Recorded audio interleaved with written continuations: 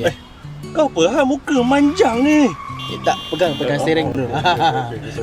Aku ni rusing sebab anak bini aku dah bising bila nak bawa keluar jalan. Cuti sekolah dah nak habis dah, berapa hari je lagi ni. Oh, tu kan. Adik aku pun tanya kak, nak bawa pergi mana je? Abang bila bawa jalan ni? Kita ni model bukanlah besar sangat nak bawa jalan jauh-jauh kan. Tu kan. Tak gimana.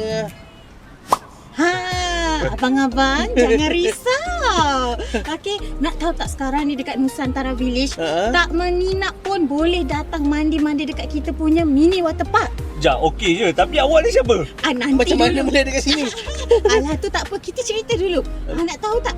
Belanja serendah minimum RM69 dah boleh dah dapat tiket mandi. Ingatkan terus.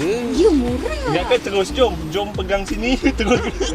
Pegang steeringnya juga. Tengok depan, tengok depan. Awak tengok depan. Jadi best tau. Tak menginap pun boleh datang mandi-mandi dekat mini waterpark. Hanya perlu belanja makan dekat kafe kita. Oh, macam beli makan biasa lah, cuma dapat cuma tiket mandi. Betul. Oh. Kak, kat mana kak? West je, Nusantara Village. Nusantara Village. Okey. Hati-hati memandu. Okey. Siapa tadi? Aku pun tak tahu, kau kereta kau ni ada jin apa ni?